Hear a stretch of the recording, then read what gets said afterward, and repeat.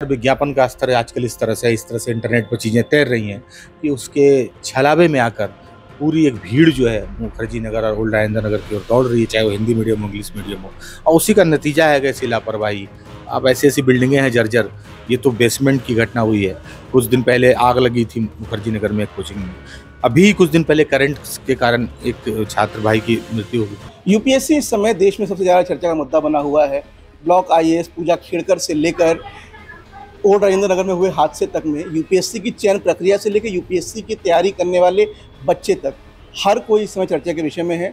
और हमें आज एक ऐसे व्यक्ति से बात करने आए हैं जिन्होंने यूपीएससी की तैयारी भी की है, उसको लिखा भी है, उसको गाया भी है और उस पूरी प्रक्रिया को जिया भी। हमारे साथ विनोद मृणाल हैं। सर, बहुत स्वागत है आपका। जिसका जो मुकाम है छोटे कस्बों और शहरों से आए लड़कों का, उनके पीछे कोई सहारा नहीं है, वो आए हैं खुद चल के। तो यही है, ये गांव देहात के लड़के, कई बाधाओं से लड़के।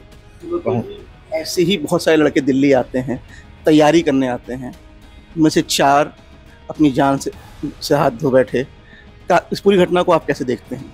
इससे बुरा कुछ भी नहीं हो सकता कि आपके साथी, आपके भाई, आपकी बहन जो आईएएस की तैयारी करने, यूपीएससी की तैयारी करने दिल्ली में गए और एक कोचिंग में पढ़ते वक्त, एक लाइब्रेरी में पढ़ते वक्त लापरवाही से उनकी जान चली जाए, तो इससे ज़्यादा विडंबनापूर्ण घटना कुछ नहीं हो सकती। मतलब इसको मैं शब्दों की लफाजी से क्या बताऊं कि ये कितना बुरा और कितना दुर्भाग्यपूर्ण है और कितना दुख देने वाला है।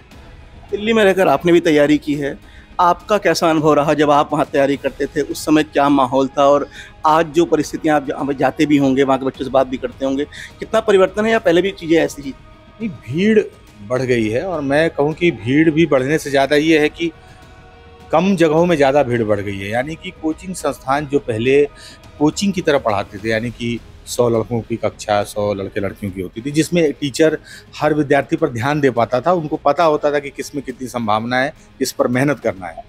अब वहाँ भीड़ है। अब वहाँ क्लास की जगह पर रैलियाँ होती हैं। एक कक्षा में 700-800 लोग ठूसे गए हैं और वो 700-800 लाख के लायक कक्षाएँ नहीं हैं। ना ही वो सुरक्षा के लिहाज से हैं, ना ही वो क्षेत्रफल के लिहाज से है कि उसमें आराम से बैठा जा सके। तो वैसी स्थिति में इसलिए कि पूरा बाजार है, कहीं से भी कोई आए एडमिशन ले लो, कहीं से भी कैसे आए उसको ठूस लो, और रिजल्ट ना भी दो तो प्रचार प्रसार विज्ञापन का स्तर आजकल इस तरह से इंटरनेट पर चीज़ें तैर रही हैं कि उसके छलावे में आकर पूरी एक भीड़ जो है मुखर्जी नगर और ओल्ड राजेंद्र नगर की ओर दौड़ रही है, चाहे वो हिंदी मीडियम हो, इंग्लिश मीडियम हो। और उसी का नतीजा है ऐसी लापरवाही। अब ऐसी ऐसी बिल्डिंगें हैं जर्जर। ये तो बेसमेंट की घटना हुई है। कुछ दिन पहले आग लगी थी मुखर्जी नगर में एक कोचिंग में। अभी कुछ दिन पहले करंट के कारण एक छात्र भाई की मृत्यु हो गई। तो आप समझिए कि रिजल्ट तो अलग बात है, अब जान बचाना जहाँ मुश्किल हो जाए, जहाँ कोचिंग में, जहाँ पढ़ना जान से हाथ धोने जैसा हो जाए कि अब ये एक जरा सी लापरवाही हो और हम अपनी जान खो दें, तो ये तो बहुत बदल गया है ना वो जगह। जो शिक्षा की मंडी बन गई है, इसको आप बताइए आपने। हमने देखा जब प्रोटेस्ट हुआ, कुछ शिक्षकों पे लगातार हमले हो रहे हैं, चाहे वो अवध हो, हों, विकास देवी कीर्ति हों, इनको टारगेट कर रहे हैं। तो और उनका ये कहना है कि हम पे ही क्यों? आप कैसे देखते हैं कि बच्चे उन्हीं से क्यों इतनी उम्मीद लगा के बैठे, बाकी और किसी का नाम नहीं ले रहे हैं, किसी से बात नहीं कर रहे हैं? नहीं, ये हमला नहीं है। मुझे नहीं लगता कि अगर छात्र अपने दुख, अपने व्यथा में कोई बात कह रहा है तो ये हमला करना तो नहीं हुआ। कहीं कोई रैली निकाल के हमला तो नहीं किया जा रहा है कि ये तो कहा जा रहा है कि जो कोचिंग के द्वारा 3-3, 4-4 लाख की फीस ली जाती है, तो विद्यार्थियों के द्वारा कहा जा रहा है कि हम 3 लाख रुपए देकर एक सुरक्षित कक्षा में पढ़ाई पढ़ेंगे कि नहीं, साफ पानी, साफ हवा, अच्छा लाइट और धूप रोशनी आने वाला या लाइट बल्ब जलने वाला, और आराम से बैठ के पढ़ाई करने का कक्षा दीजिएगा कि नहीं। ये मांगना किसी पर हमला करना तो नहीं है। दूसरा बात है कि किससे मांगा जाए, तो भाई जिसकी जैसी दुकान उतना ग्राहक।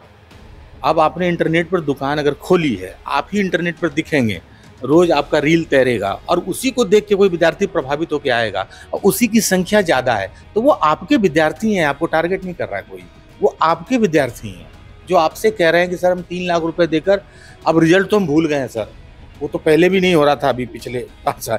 अब हम रिजल्ट के बारे में क्या सोचे, पहले जान बचाना है हमको। और मज़े की बात ये है, आपने मंडी शब्द कहा, तो निश्चित रूप से वहाँ हम हीरा तराशने के लिए वहाँ लड़के जाते थे, लड़कियाँ जाती थी। वहाँ विद्यार्थियों की प्रतिभा को तराश के हीरा निकाला जाता था यूपीएससी के लिए।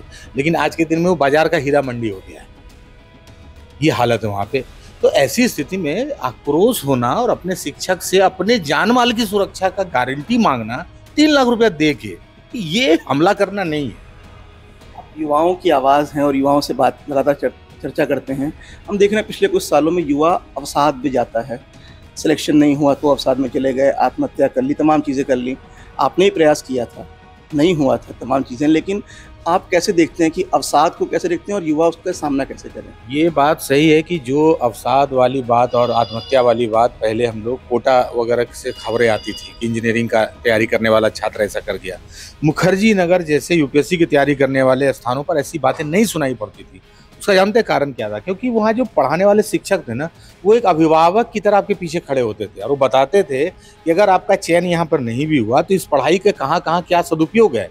मैं खुद, आपने जिन शिक्षक का नाम लिया, मैं उनसे खुद पढ़ा हूँ। उन्होंने मुझे खुद कक्षा में कहा कि नीलोत्पल, नहीं अगर आईएएस होगा तो बहुत दुनिया खुली हुई है, और मैं भी अपना काम कर ही रहा हूँ। यानी कि तब शिक्षक अभिभावक की तरह खड़े रहते थे, पढ़ाते भी थे गुरु की तरह और हिम्मत देते थे एक पिता की तरह, एक भाई की तरह। वो बाजार ने वो संबंध छीन लिया, वो भावनात्मक सहयोग और वो जो भावनात्मक लगाव तो छीन लिया। 700 लोग स्क्रीन पे टीचर को देख रहा है, कोई भावनात्मक लगाव है नहीं। इस कारण से अब मुखर्जी नगर और यूपीएससी की तैयारी करने वाले लड़के भी डिप्रेशन में जाने लगे और वहां से भी अजब के दुर्भाग्य है कि आत्महत्या की घटनाएं आने लगी। मतलब ये अविश्वसनीय है लेकिन दुर्भाग्यपूर्ण है। और अब क्या किया जा सकता है, ऐसी घटनाएं हो रही हैं, मानना होगा कि ऐसी घटनाएं हो रही हैं। एक तरफ बच्चों को कहा जाता है कि अर्जुन की तरह निशाना लगा के रखो, एक लक्ष्य पे लगे रहो, यानी यूपीएससी को एम कर लो, लेकिन क्या प्लान भी होना चाहिए अगर आप तैयारी कर रहे हैं? और क्योंकि हो सकता है ना कि इतने सारे बच्चे हैं, चयन तो गिने चुने का ही होगा, तो कैसे प्लान भी होना चाहिए या कुछ उसी में लगे रहो और ना हो तो फिर? 2 स्तर पर ये बात है। एक तो कि विद्यार्थी के स्तर पर आपका प्लान भी तो होना ही चाहिए, केवल यूपीएससी के लिए नहीं, दुनिया के किसी भी फील्ड में आप काम कर रहे हैं तो प्लान भी आपके पास होना ही चाहिए, एक बैकअप तो होना ही चाहिए। और दूसरा मामला है कोचिंग की तरफ से, जो आपको कहता है कि हम बैल से दूध निकाल के देंगे। विज्ञापन भी तो इतना खतरनाक है। अभी मैं 3 दिन पहले एक विज्ञापन देख रहा था कि एक दिन में 30 घंटे कैसे पढ़ें। एक दिन में 30 घंटे पढ़ने के लिए हमारी कोचिंग में आए। सोचिए कि सूर्य की गति को भी अपने नियंत्रण में कर लिया है, पृथ्वी की गति को। सूर्य जो अपने धुरी पर घूम रहा है, उस घूर्णन गति को कंट्रोल कर लिया है। हाँ, सोचिए।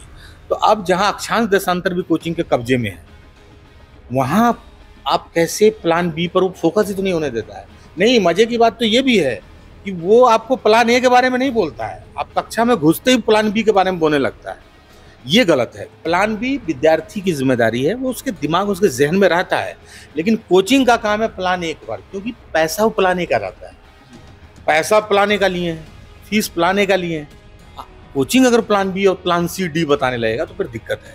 कोचिंग को शिक्षक को पिता और भाई के तौर पर पढ़ाना चाहिए, क्योंकि कोचिंग इसलिए हम करने जाते हैं क्योंकि हमें स्कूल और हमें विश्वविद्यालय ने अगर इस तरह की क्वालिटी पढ़ाई दी होती हिंदुस्तान में तो कोचिंग की ज़रूरत नहीं होती।